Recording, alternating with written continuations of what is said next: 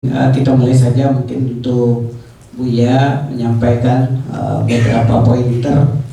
Mungkin kita langsung untuk berdialog ataupun berdiskusi nantinya. Jika ada hal-hal yang perlu kita pertanyakan ataupun menanggapi dari apa yang disampaikan Buya Zuhari, nanti kita berikan kesempatan dan untuk bertanya ataupun berdiskusi.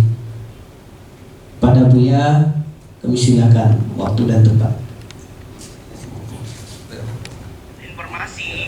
Ini 800.000.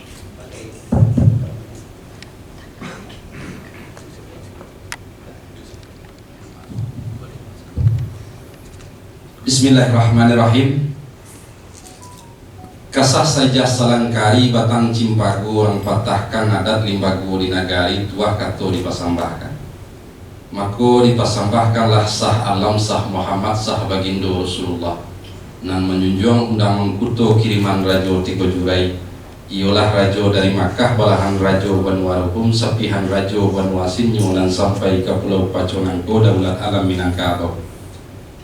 Minangkabau apaga adat bapaga budi baso balingkong sopan jo santun saratolelo jo sitina pada buah mbak memacah pada buah lalu katapi manyasak lalu kapasere nang kodoh mati tatembak dibunuh paling mojapun badi sadatu ido data.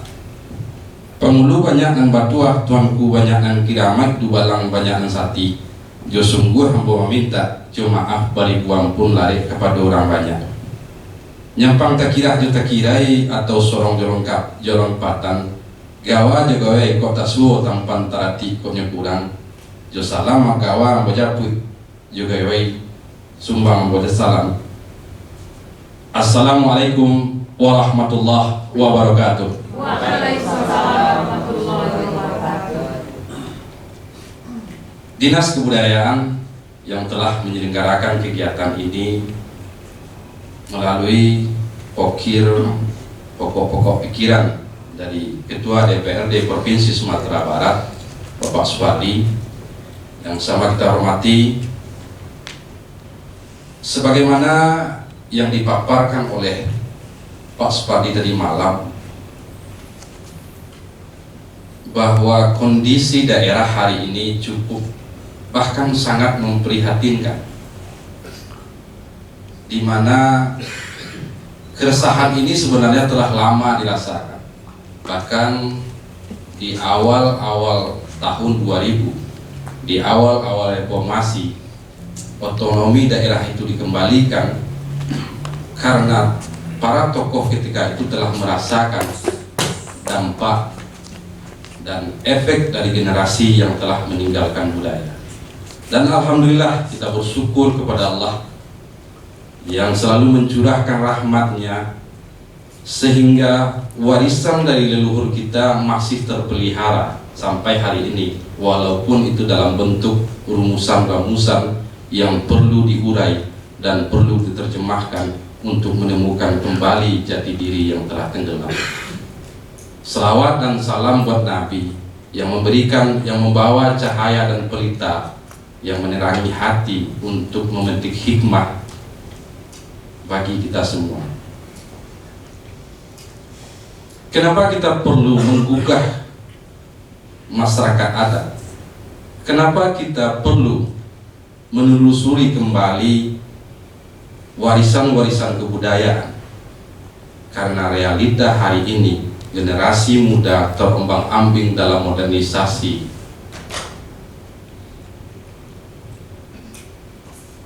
Generasi muda kehilangan jati diri. Mereka mengikuti modernisasi tanpa arah, tanpa pedoman. Padahal leluhur kita telah mewariskan ilmu pengetahuan itu sendiri, di mana konstruksi adat dan kebudayaan adalah proses pengkristalisasi dari pengalaman yang sangat identik dengan kultur daerah di mana kebudayaan itu tumbuh. Sementara setelah Perang Dunia Kedua, gaya pendidikan telah berganti dan diawali dengan pergantian model penjajahan dengan gaya hegemoni. Apa itu penjajahan hegemoni? Adalah penjajahan pikiran. Setelah Perang Dunia Kedua 1945, hampir seluruh negara mulai terpengaruh untuk meninggalkan gaya-gaya yang dianggap kuno, yang diistilahkan zaman Katumba kalau di awal. Dan itu telah kita ikuti dalam jebakan-jebakan itu sampai hari ini, di mana generasi muda mulai kehilangan jati diri. Mereka tidak punya lagi nilai tawar, hanya mampu menerima apa kata orang-orang di barat sana. Apakah itu berhasil? Hari ini kita rasakan dampak dari berbagai krisis yang terjadi. Diawali dari krisis ekonomi 1998, kemudian krisis sosial, krisis berbagai macam, sampai krisis kesehatan yang baru-baru ini kita lalui. Apa yang jadi persoalan? Kalau kita coba menjemput kembali tahun 1970-an, waktu itu mungkin sarjana ekonomi hanya bisa dihitung jari, tapi Indonesia mampu bertahan. Harga rupiah hanya 200, harga dolar hanya 200 rupiah. Tapi hari ini hampir setiap rumah ada sarjana ekonomi. Tapi harga dolar saat ini lebih dari 15.000 rupiah. Perlu kita renungkan kembali, apa yang salah?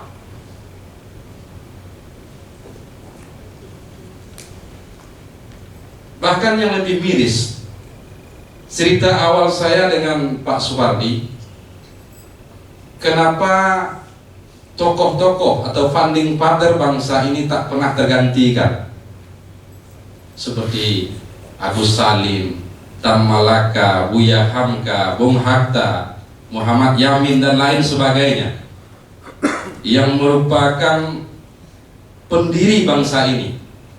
Kenapa tidak tergantikan hari ini? Padahal beliau-beliau itu tidak lulus dari pendidikan tinggi.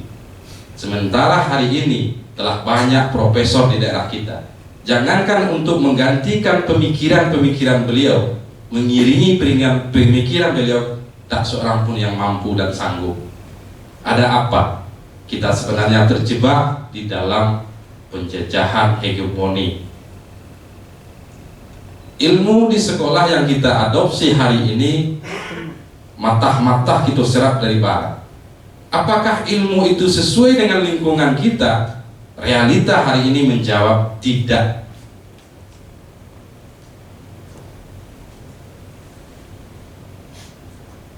Kalau kita kutip ungkapan filsafat orang tua, setiok munggu babala mau, setiok langsung bayang kata. Artinya ada penyesuaian, ada kecocokan yang harus dicari, ada simpul dan frekuensi yang harus disamakan antara ilmu pengetahuan atau modernisasi hari ini harus disesuaikan dengan kondisi dan situasi lingkungan di mana pengetahuan itu akan berkembang. Tersangka punya persoalan kota Padang, Payakumbuh, 50 kota, orang banyak begini. Tapi sebagai masyarakat adat dan pemangku kebudayaan, kita punya posisi. Tapi posisi itu tuh, ada mungkin yang tidak tahu kita. Awalnya punya posisi Pak, tapi tidak tahu. Yang menarik adalah di pemerintahan, itu dia tanggung jawab, tapi tidak dia wewenang Pak. Aku naruh ini, itu ada Pak. Kan dia tanggung jawab begini. Kewenangannya dalam pemerintahan ada. Guru kandung begini, kewenangan tidak ada. Diberi tanggung jawab, tapi tidak ada kewenangan. Bolehkah kita menuntut? Boleh. Baca dulu Pak. Nah, baik, mau lihat dulu, slide dulu. Reposisi, bahwa dia nama reposisi, memposisikan kembali sesuai jo baru Tuhan itu. Kalau awak sebagai bulu kandung, kembalilah sebagai bulu kandung, sebagai nenek mama, sebagai alim ulama, sebagai cedek pandai. Itu namanya reposisi. Posisi kulah tuh, tapi tak katuang. Betul nggak? Itu kita rasakan. Lain nampak negara kerajaan, tapi kadang-kadang awak tidak boleh di situ. Nah, setelah itu ada namanya revitalisasi. Itu artinya orang sangat mau menyebut, dia berasal dari bahasa Inggris vital, artinya penting. Kita pentingkan kembali posisi pemangku kebudayaan dan pemangku adat itu di dalam masyarakat adat dan kehidupan berbangsa dan negara. Boleh. Adakah undang-undang melindungi? Banyak sekali. Lalu apa yang disebut dengan era modern? Tadi kawan radio menyebut disrupsi. Modern itu semua serba internet, cirinya teknologinya hebat, dunia tanpa batas, kecepatan informasi, big data, lalu serba semua internet. Betul nggak? Internet itu tidak negatif saja, positifnya juga ada. Tapi positifnya, negatifnya juga ada. Akibatnya apa? Orang Indonesia, orang yang paling lama menghabiskan waktu di dunia internet, tapi untuk hiburan yang banyak, Pak. Bukan untuk produktivitas. Baik di WhatsApp, baik di Facebook, baik di TikTok. Persoalan muncul ketika anak-anak tidak memanfaatkan internet atau handphone sekarang yang bermanfaat untuk mereka. Kenapa? Dunia itu tanpa batas, seluruh informasi bisa masuk ke dalam handphone. Handphone itu penemuan yang luar biasa. TV habis dinyoba, koran habis dinyoba, radio habis dinyoba. Kalau istilah kami di media dulu, Pak, kalau ketika hadirnya handphone yang multifungsi itu membuat perusahaan media turbulensi hebat. Media cetak ini tidak barang, Pak. Mengawal beli koran di internet semua ada. Betul? Nah, orang awak ada namanya punya penyakit psikologi. Aduh, dia penyakit tapi tidak penyakitan, Pak. Bagi orang awak latah, tagia, tapi tidak rapi. Dalam ilmu psikologi disebut FOMO, Pak. Fear of missing out. Karena medsos ini.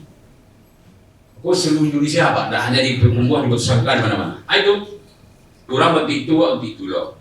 Sehingga muncullah banyak-banyak konten kreator atau TikToker nanda paralel dipublikasi kepada pihak umum atau publik dipublikasi itu masalah tuh, Pak. Itu yang terus, Pak. Contoh, kalau suami ibu-ibu kadang membuat sabar di rumah, baju kurang-kurang pas karena pakai daster itu like lo di Facebook.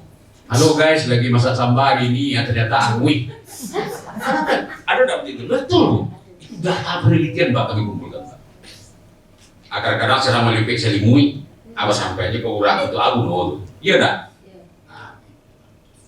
Dan betul kata pemilik Facebook, penemu sekaligus pemilik itu, Mark Zuckerberg itu, jangan pernah berdoa di Facebook, saya bukan Tuhan.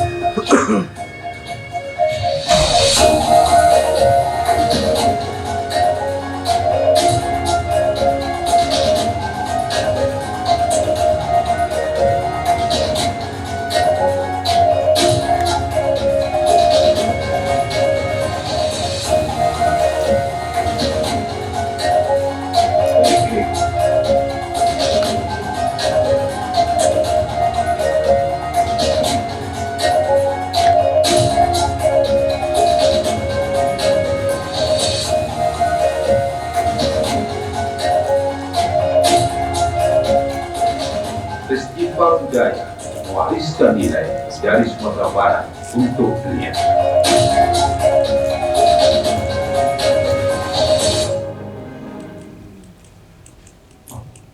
Assalamualaikum warahmatullahi wabarakatuh. Waalaikumsalam warahmatullahi wabarakatuh. dia orang pertunjukan teknik muncul gak beda dibanding yang Pak 62 tadi. 62 tadi itu udah tua, malin gitu, itu harus agak serius ya tampil. Ya, gitu kan. Jadi kamu minta waktu Bapak Ibu sekitar 45 menit lagi untuk bertahan.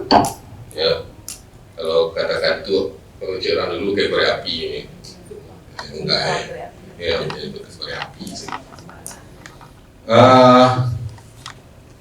Karajo Ambo sebenarnya membuat semacam refleksi gitu, tapi bukan pijat, tapi membuat pantulan terhadap apa yang dikecen deh ketua, apa yang dikecen Mak Irwan Malibasa jo Buya Zuari Abdullah.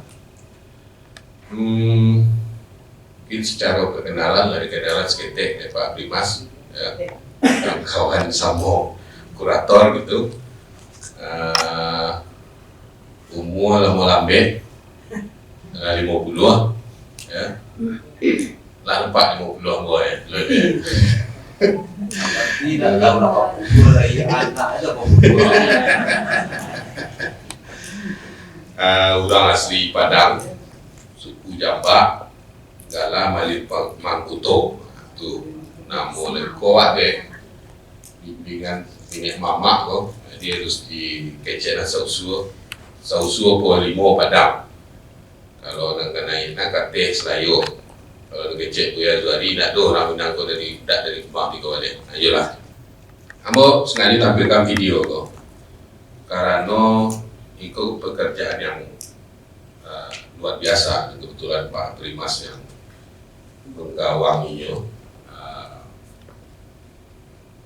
di Payakumbuh, dan itu menjadi role model. Jadi orang India akan mengkopi kegiatan itu.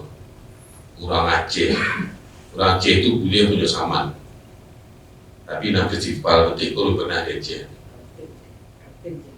Kaltim, kaget, itu warisan budaya aku bisa festivalan. Dan festival itu tak main-main kelas dunia. Soalnya kalau agak punya waktu seketik lagi mungkin bisa datang dari Mesir, Brazil itu kami undang. Karena memang titik temunya waktu itu silet. Jadi silet baru jadi warisan budaya dunia, tradisi silat. Dan di dalam laman Kemdikbud itu dituliskan yang mengusulkan itu Sumatera Barat, Jawa Barat, dan Banten. Sumatera Barat sampai ketemu. Dan dari Silet Art Festival, kemudian itu banyak yang ngaku baso kami yang Raja Jona Minang. Waduh Pak dari PSH, gurunya diakui dari Silet Palu.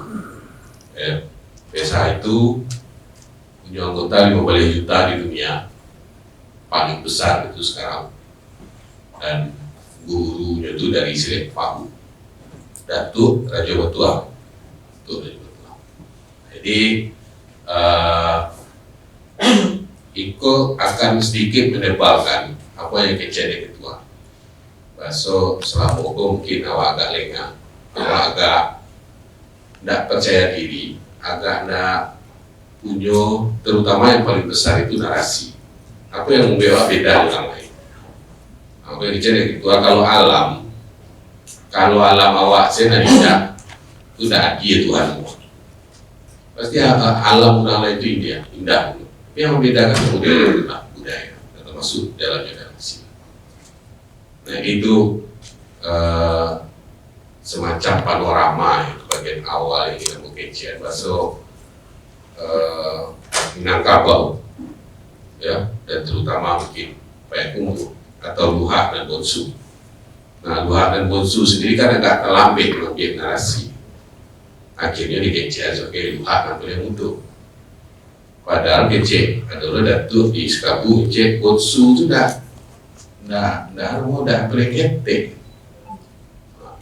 Tapi kalau mau cerita lo panjang saya Allah mah jadi besar mau cerita kepanjangan Bonsu Tuhan. Boleh mama kamu. Tapi itu kan berarti yang paling kecil gitu. Nah makanya cerita tentang Ya, tanah datar kemudian Unyo, kerajaan Pasumayam, Koto Batu. Nah itu yang tadi adu narasi Jomai mana belum itu. Pagaryo jadi tidak begitu. Pariangan kalau disebut negeri Belentu, apa alasannya negeri Belentu? Situ tidak sebut tengkorak, situ tidak sebut apa namanya? Cuma kuburan Tuntejo Gerhano, ya, dan macam-macam. Jadi narasi-narasi seperti itu yang ingin dibangun ke depannya. Narasi-narasi yang memperlihatkan peradaban. Nah, jadi di Mai itu, menurut penelitian yang masih berlangsung, simbolnya itu sudah diukir dengan besi. Kalau menurut penelitian, dokter yang dari Jambi, Dr. Didi. Jadi kecilnya kalau bertemu batu dan besi itu bisa diteliti nextnya sesudah yang di Australia ini, carbon dating itu. Dan betul adanya di situ adalah bertemu, ukiran itu sudah bertemu batu dan besi. Maka peradaban paling tua di Nusantara, kalau saya nyebut Nusantara itu berarti masuk Malaysia, Thailand, Vietnam, ya. Itu peradaban paling tua untuk besi. Sekarang yang pegang itu Pahang, abad keempat, ya. Tapi kalau 500 tahun sebelum Masehi saja budaya kita sudah punya kebudayaan besi, berarti kebudayaan kita yang paling tua. Nah itu yang menjadi catatan-catatan di bawah radar hari ini, yang orang-orang tidak tahu, orang-orang belum dikenalkan. Makanya Ketua sangat semangat untuk mengatakan, saya akan mengadakan festival Mai. Dan festival yang di UNESCO ini itu betul-betul mengagetkan Komisi Nasional UNESCO untuk Indonesia, KINIU. Nah, KINIU, kami ke KINIU, dan dia tidak menyangka bahwa Sumatera Barat akan mengadakan festival seperti ini. Tidak ada orang Indonesia yang menselebrasi 20 tahun warisan budaya kami. Dan yang ada itu cuma di Payakumbuh. Yang orang nggak nyangka, ada di Payakumbuh. Nah tapi seperti yang dikatakan Ketua, tidak banyak masyarakat yang datang. Padahal saya 2 bulan memasang iklan di Videotron dekat pasar itu. 2 bulan saya pasang itu. Padang Panjang saya pasang, di Padang saya pasang. Beritanya hampir tiap hari saya buat.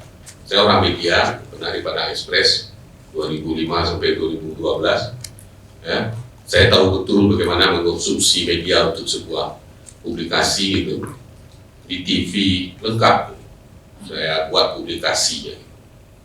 Tapi memang kemudian seorang peserta dari Tanah Datar bertanya kepada saya, kok sepertinya masyarakat nggak tahu, kan? Yang betul-betul nggak bisa saya jawab gitu. Kalau saya alas pun ya nanti memburukkan atau menjelekkan sesuatu, nggak enak. Jadi yang ingin saya katakan adalah bahwa kita sebenarnya tidak pernah kekurangan ide. Yang kurang bagi kita itu adalah keberanian dan narasi. Itu yang tidak pernah mau kita munculkan. Musik pertama itu rebab ya, rabab daring. Ya, rabab daring itu sebuah milik Payakumbuh, sudah jadi warisan budaya nasional. Tahun sekarang jadi warisan budaya nasional. Ya. Sikatuntuang, ada yang kenal Sikatuntuang?